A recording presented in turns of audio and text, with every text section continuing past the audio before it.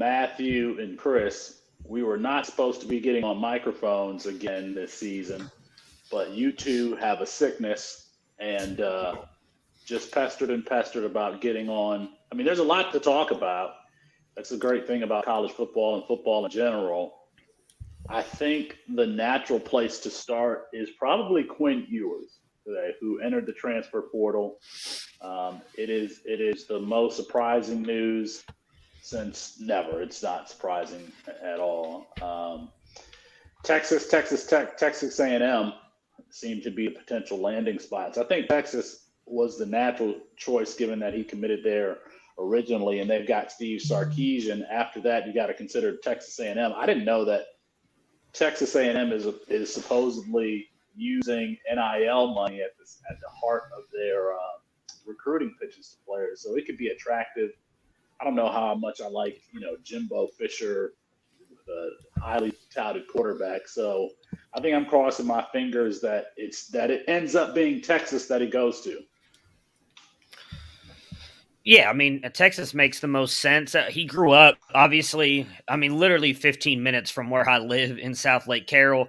Texas is the school down here. It is what Michigan is in Michigan, Ohio State in Ohio, probably what USC is for most of California. Like, it is the school down here. You've got I don't want to upset any Texas fans, but it's the joke that you're the Walmart team down here, because if you walk into a Walmart, there's nothing but burnt orange stuff everywhere. But he grew up a massive Longhorns fan, if you read anything about him, so it makes sense because they actually have a lot of good players around them too, right? Like it's weird to say, but in the Big 12, where defense is a little bit of a rumor on for most teams, I mean, him going in there with Bijan and Xavier Worthy alone, if Quinn Ewers lives up to be half the billing of what we think he can be in just his first season as a quarterback, they could probably be one of the better teams in the Big 12. So it makes a lot of sense for him to go there.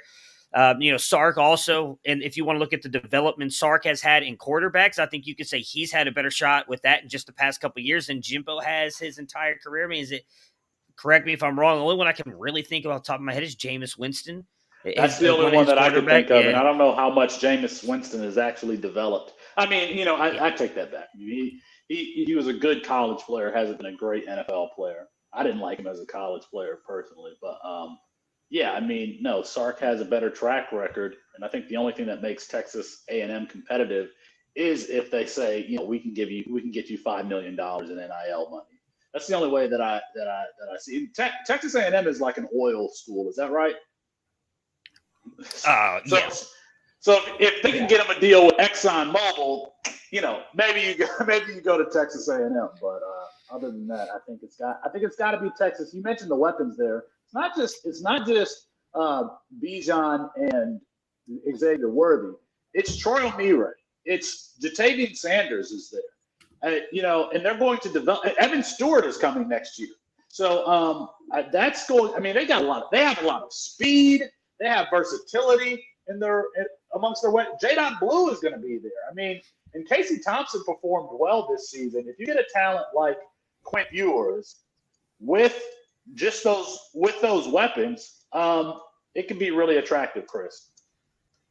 Yeah, I think Texas is the place for him to be. I don't really understand why he would go to A&M.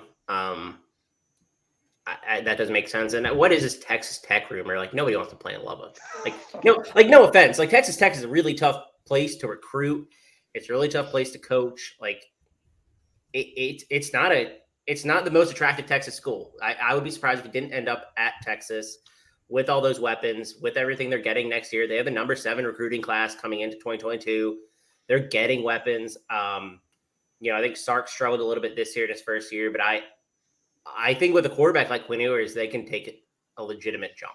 And so I'd be excited if he went there. I think it's a great spot for him. Go ahead, Matt. Oh, I was just going to say, Moxley's 100% correct on Texas Tech. The saying down here is there's only 2 things to do at Texas Tech, and that's have you-know-what and drink. That's it. That's the only things to do at Texas Tech. It's in the middle of absolutely nowhere. Yeah, it's a tough program to recruit to. Like, really tough program to recruit to. After you all were so critical of my Casey Thompson love, he went out and completed 63% of his passes, 2,000 yards in split time, 24 touchdowns to 9 interceptions, and he had some really explosive games. I just Quinn Ewers would make Texas really fun team. Yeah. Obviously, we are looking forward to today's slate of games. The stakes every week in college football are just so high, which is what makes it such a compelling game. I mean, let's not bury the lead here. Georgia, Alabama. Georgia, Alabama. Georgia's not even giving up 7 points a game. Alabama didn't look great through 3 quarters the last time they were out on the field. It's going to be like Bryce Young wins the Heisman Trophy today, or Georgia.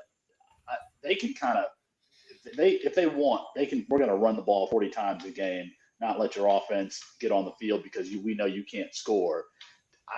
For some people, I think that this game could be boring, quote unquote boring, because it could be a defensive matchup if Georgia chooses to make it that. But I mean, I don't think, other than that Clemson Georgia game earlier in the season, I don't think, and then Michigan Ohio State last week, I don't think that there is another game that I have been looking forward to more than this one. I'm excited for this game. This is the first, it's got to be the first time that Georgia's favored by less than a touchdown. And I think we're going to look back and laugh about that, saying, why were they not favored by like 14 points? This is just not the best Alabama team. It really isn't. Like, this is probably the weakest team since like 2017, 2014. I don't know. It's not really the best team. The defense is doing a lot of heavy lifting in the secondary. They've been beat up on both sides of the line. Offensively, they're like, Evan Neal's really good, but he's way more raw than I think people give him credit for. And he's able to beat up on a lot of these, like weaker pass rushers. I think he's going to have his hands full today. And their defensive line really hasn't been that good. A lot of their productions come in the secondary. I think Georgia's going to be able to push them around a little bit. We saw Alabama struggle with this, right? Like, that's how Florida almost beat them.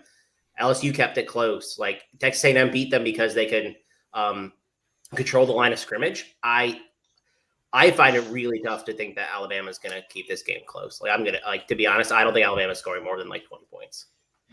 Yeah, I'm with Moxley. Like, I don't know that it's going to be a blowout, but I think Alabama's getting a lot of credit for the name of the school and their head coach, and not necessarily the way they've performed this year. I mean, look at Auburn last week in a great rivalry game, Iron Bowl. That stuff always means a little bit more.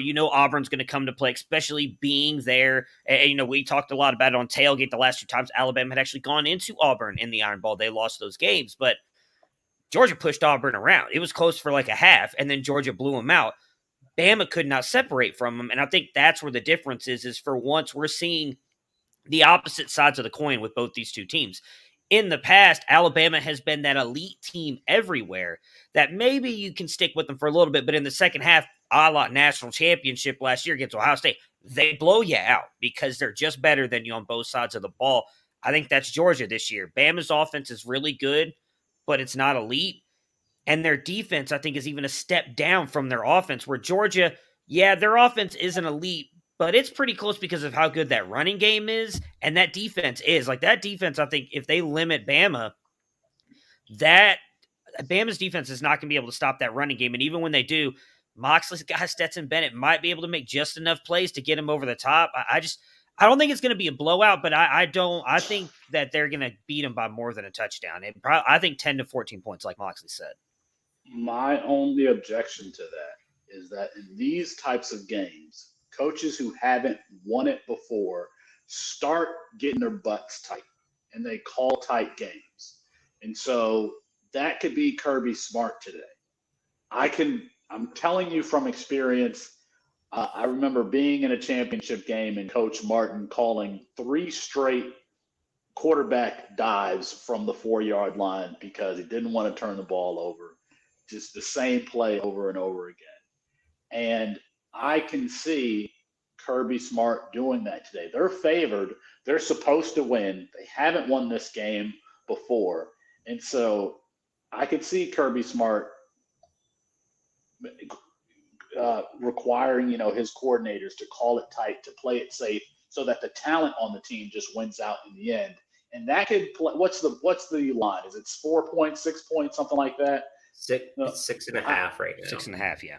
Yeah, I mean, I could see Alabama coming within that 6.5 if the Bulldogs call I don't want to say a scared game, but if they just call a conservative game. Coaches are conservative. Coaches are conservative, and they get more conservative when the stakes are raised. And so that's why people like Bill Belichick going for it, from his own 30 on 4th and 2 or whatever to keep Peyton Manning off the field. That's why that stands out, because coaches just don't do that. And I think that there's a chance that we may see Kirby Smart call a tight game today. I hope not, because they don't need to play that. They really don't need to play that way. They're a better team than Alabama in a lot of facets. And I would love to see Kirby Smart just I think he might just want to stick it to Saban and be like, man, we're the class of the SEC right now. Let's see what you do and you get around. But I absolutely see that's possible. The total in this game is 50. I'm not sure we're going to get 50. I'm taking the under on that one. Yeah, I mean, I definitely can see that part of it. I think the one thing that helps Smart is, he has beaten Bama before. It's not like he's never beaten them. And, they were in it in the national championship. So what was that, 4 years ago now? No. Yeah, 4 years ago when Tua was a freshman, comes in for Jalen Hurts. If he doesn't make that move, they don't win that game, and they lose in overtime. He didn't call a conservative game in that one. They just got beat. It was a great pass to Devonta Smith. They lose in overtime. So I think Kirby Smart has been here enough that I don't know that he will coach conservatively in this one. I think he's just going to go out there and let it run, because I also think this is the best team he's had in a long time, both offensively and defensively. I think one coach who we know is going to coach conservatively is Jim Harbaugh and his student body right offense. But there are a lot of new faces and new teams on here. Uh-oh.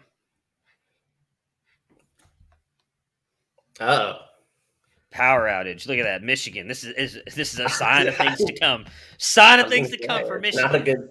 That's not a good look. You're back. All right. I cannot hear you just yet. So I'm going to keep talking and work on the audio. So there are a lot of new faces on Championship Saturday today. Michigan, Wake Forest, Pittsburgh. Who do you got? Oklahoma State. They've been here before. But who do you think has the most to gain? And I'll answer that first by just saying, I think if Jim Harbaugh can get into the playoff where he hasn't been, I think that it could, and then show something with that running game. He's got Donovan Edwards in the can. It could really do something in recruiting for their defense and offensive line. And success breeds success. I think the thing that we question about Michigan is whether or not they can recruit and develop a quarterback. They've got one in the can, and J.J. McCarthy. Whether they can recruit and develop wide receiver talent. I don't know that they have. They had Xavier Worthy. I don't know that they have one that we're excited about now. But this is the type of game for Michigan that can swing recruiting in your favor, especially if you get a win in the playoffs. And so of the teams that have the most to gain, the people that have the most to gain, I would say it's Jim Harbaugh. I agree with that. I think he absolutely has the most to gain. Just he beat Ohio State, right? It happened. Yeah. If that was his big thing. That was the biggest win of probably his coaching career. And I think he's won did he win a Super Bowl, or he finished? I don't think he was in a Super Bowl with 49ers. He didn't win one. Not that I can remember. Yeah. I don't think he won one as a player either. Yeah. Okay. I know he was in it, obviously, with the 49ers. Yeah. I don't think he's ever actually won one, though. But still, right? This is the biggest game, or last week was the biggest game of his career, and he pulled it off. Did they get sleepy today against Iowa? I don't think so. I think he's a really good motivator, and I think he's going to have his team ready to play this week. And so I think he absolutely is most to gain. I think you can make a case that Luke Fickell also has the most to gain. Yeah. getting Cincinnati into the playoff is huge. Like, this team is not as good as their team last year. I think he also, in that same aspect, has the most to lose. Like, if Cincinnati loses today, like, we're never going to see a G5 team in the playoff. It's never going to happen. Like, that's a really big game. They have a lot to lose, and I'm worried about Cincinnati today, but I think Luke Fickell bringing that team to the playoffs is going to be a big deal. And I mean, he can I think if he does that, he's going to get any job he wants, like, as soon as it opens, right? Like, I think he could get the Penn State job if James Franklin leaves. I think he would take that job too. And so I think he's the most to gain. Well, not Notre Dame. He's not going to get Notre Dame. I think that makes sense. I don't know if they reached out to him or not. I believe they did. Yeah. I don't think he wanted to go there. I know it was one of the ones on his list, but yeah, it's something that Brian Kelly talked about that I actually do believe in him. Believe him when he talked about. We talked a little bit about Debbie Debate. You can only recruit certain kids to go there because of the academic stuff and everything. You can't bring anybody you want into those, especially with them going to the Big 12 in a couple of years. If he did stick around, well, Notre Dame's not going there, obviously, but I think this is a big game for all three of those coaches. You mentioned Jim Harbaugh, I agree. Luke Fickell, but also Mike Gundy. I mean, you mentioned they've never been in the playoffs. They've never won a Big 12. They won a Big 12 championship before there was a championship game.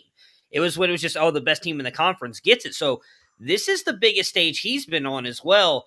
The Harbaugh thing I want to touch on real quick. I do think that they could be a little bit sleepy coming into this game just because we've seen it from Ohio State the past couple of years as well. That game means so much to both of those schools. And Jim Harbaugh getting that win, I mean, he was 0-5 against them up until that point. That is a huge win, not just because they beat Ohio State. They knocked them out of the playoffs to put themselves up at the number 2 spot. The difference will be, I think they're just so much better than Iowa that they'll eventually pull away, but I think it could be a close game for a little bit. Fickell, same thing. I echo everything Moxley said. I mean, if they don't get in, it's going to be bad for G5, at least until they expand it, but in the next coming seasons, it's going to be big if a G5 team is up there, especially if they're able to hang with whomever, wherever they're ranked. If it is 3 and they end up playing Michigan, if they hang with Michigan the whole game, same thing with Georgia. If they end up 4, that could be huge for the G5. But also think it could be big for them because they've actually been good at recruiting, and now they're going to the Big 12, so they're going to be considered a Power 5 school in 2 years. I think that could really boost his recruiting as well because he's a good recruiter. It's a good team. Now they're going to a Power 5 conference, and they've made it to the playoffs as a G5 team. They've been competitive. And then, excuse me, as I just mentioned, Oklahoma State. I mean, if they're able to get in with 1 loss, beating Oklahoma and getting in, I think this is a big thing for Mike Gundy as well because he's been there for a very long time, and he has not seen the success that he's gotten in just this one season. Yeah, some of these kids don't even know the reference. I'm a man, I'm 40 with Mike Gundy. The Dana Holgerson, who's going up against Cincinnati. He has a lot. I mean, that Houston team has quietly been very good. They've been very good for CFF, for Campus to Canton, between Nathaniel Dell, Old McCaskill, and Clayton Toon. And then the same thing for Wake Forest in Pittsburgh. I'm excited. Go ahead. Yeah, I'm just gonna say I'm really excited about the Cincinnati game. That's probably gonna be my favorite game to watch today. It sucks that it's on at the same time as Alabama, Georgia.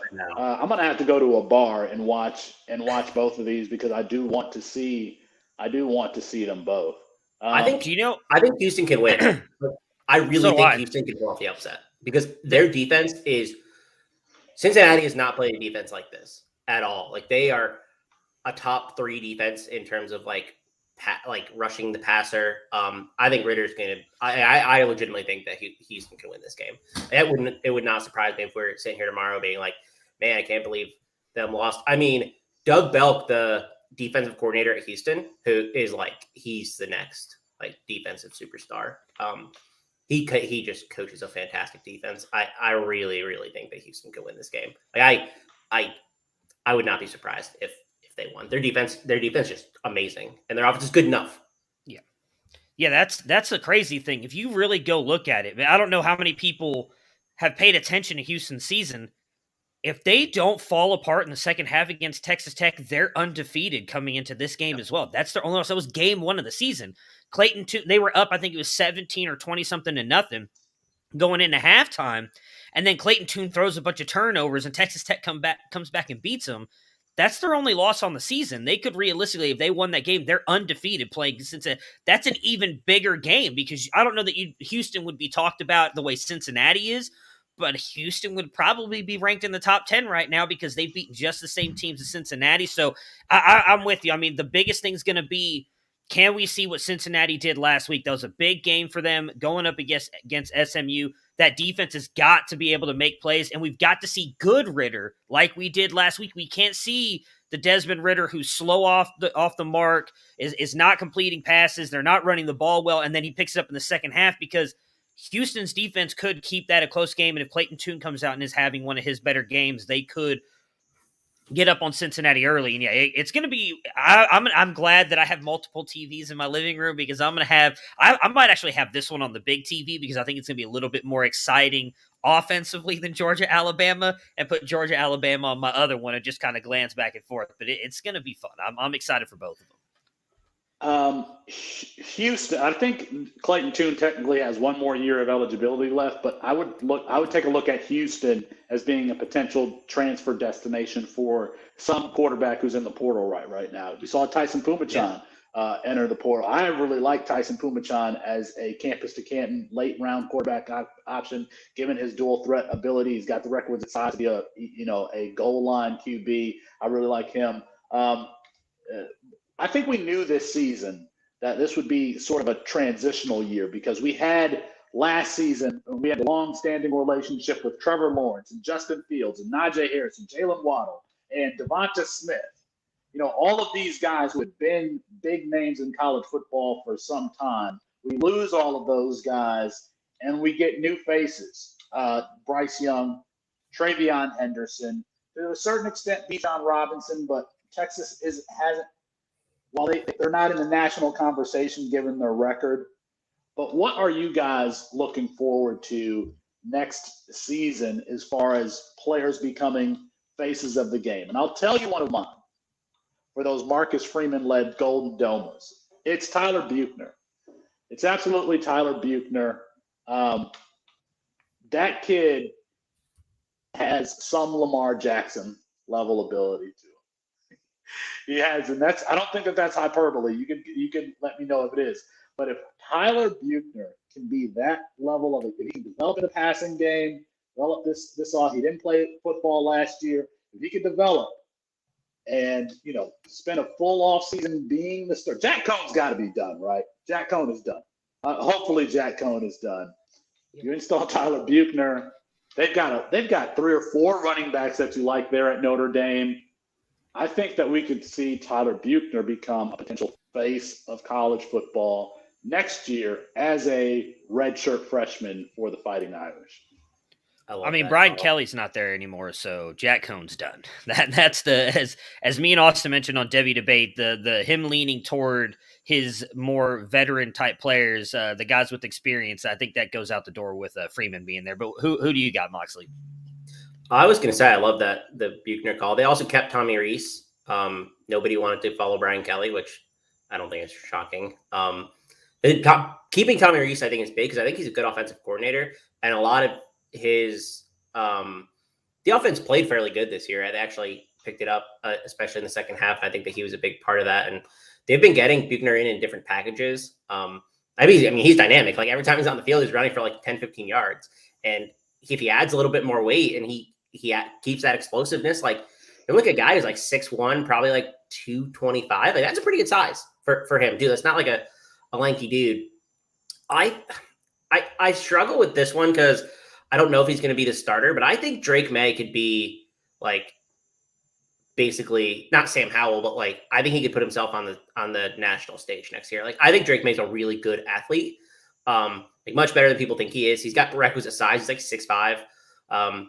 He was a dual. He played basketball in high school. He was a really good basketball player as well. He probably could have gone D1 if he wanted to.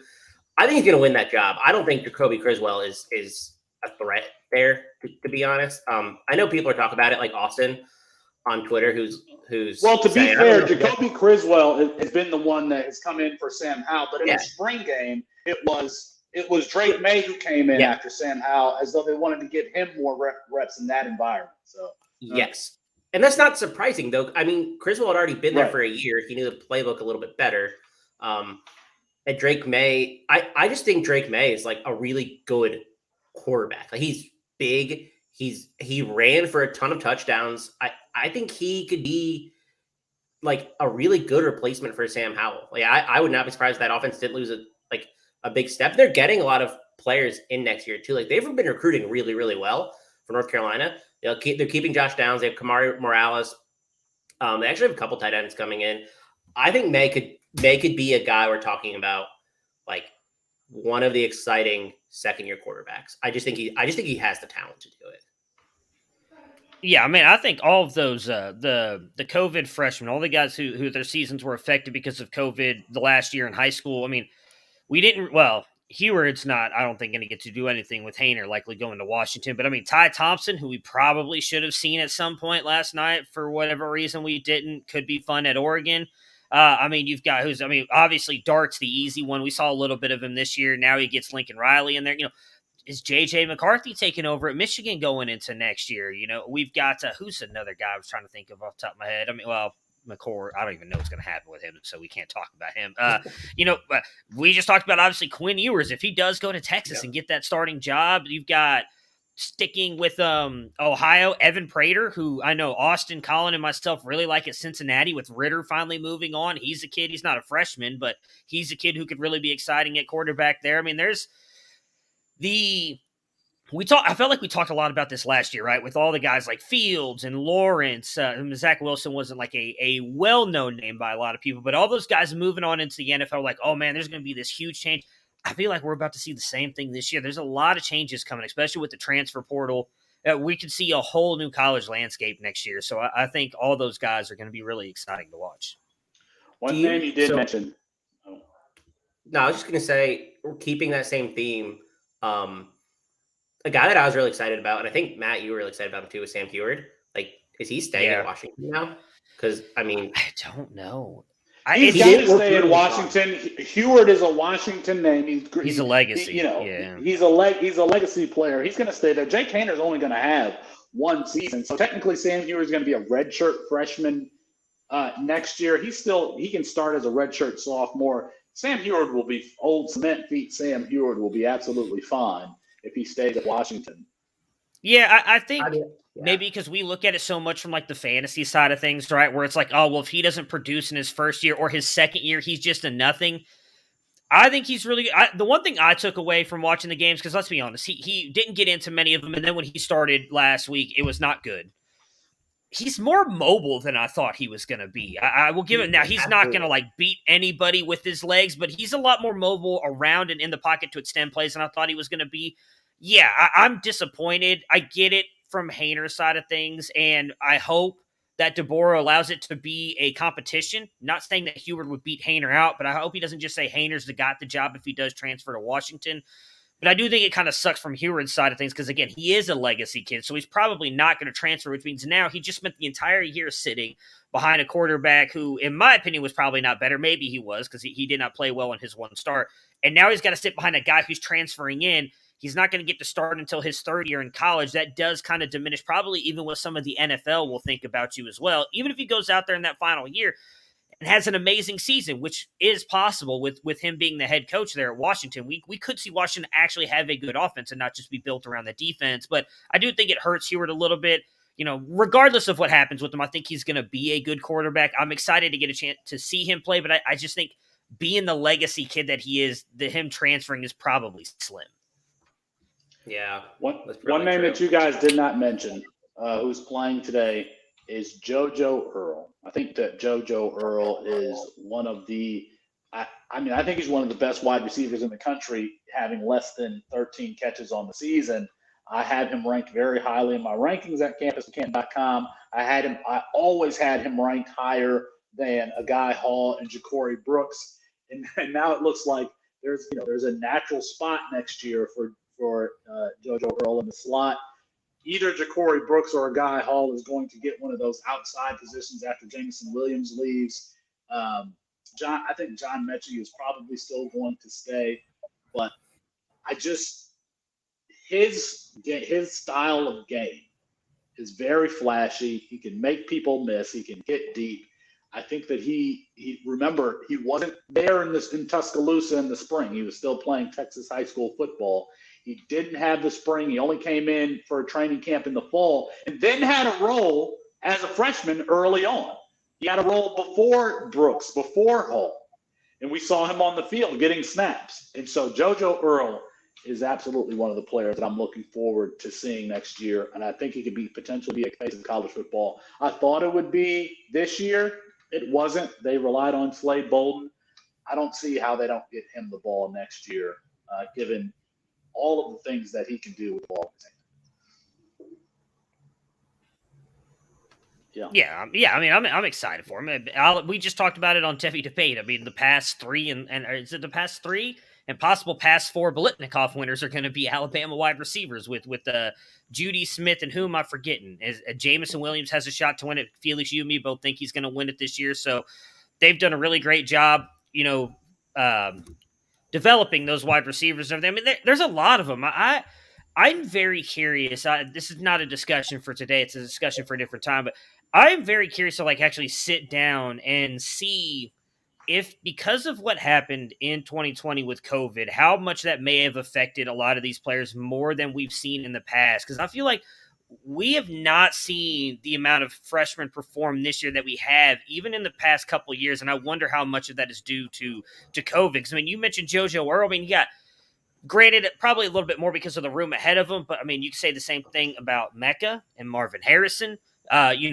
Hall may be a little bit of a nothing at this point, or at least according to Austin's thread. But Brooks, does he take a step up? Looking at the running backs, Donovan Edwards at Michigan. You've got I forgot who was Donovan the other Edwards, one that yes. There was someone else. There's another running back. Regardless, there's a lot of freshmen that we all thought that were going into situations they could have performed and then have just kind of done nothing this year. And I'm really curious as how much of that is because of COVID and not necessarily them. I agree. Well, we are looking forward to Championship Saturday. Gentlemen, I mean, college football is the greatest. It's the absolute greatest. The stakes are high every single week. Emotions are high every single week. It seems like jobs are on the line every single week. And that's why we play in C2Cs, is it makes Wednesday through Sunday. All of it matters. It's all a good time.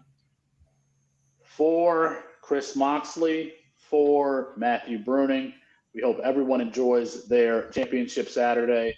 We will see you guys next time.